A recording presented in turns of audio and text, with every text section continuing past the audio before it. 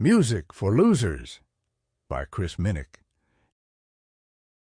Narrated by Ulysses Peaches Monroe for Jill. Chapter 1. Tobacco smoke softened the pristine cleanliness of the operating theater as Peter T. Lundlehart III addressed the other second-year students.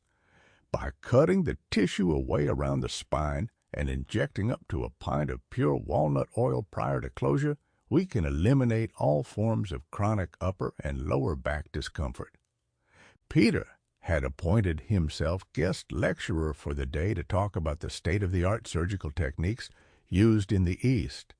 As the heir to the vast Lundlehart Company empire, he had traveled extensively in the Near and Far East, as well as in the spice-producing and trading capitals of Europe. I learned this technique at the Yokohama Institute, where it was adapted from a local tribal custom and has been employed with brilliant success. I inquired at length regarding the exact incision and injection points, and I plan to compile my learnings and improvements on this method into a scientific paper. The teaching assistant, who had volunteered to remove his shirt and lie face down on the operating table, turned his head and widened his eyes to get Peter's attention. "Yes, what is it?" "Sorry, Mr. Lundlehart, but I would no longer like to be on the table," he said. The audience chuckled. "So be it," said Peter. "I release the patient, chronic back pain and all. Is anyone brave enough to step in so I might continue with the lecture?" Another student, an enthusiastic young man with clown-like red hair, raised his hands and had his shirt and undershirt off by the time he'd hurried down the auditorium stairs to the stage.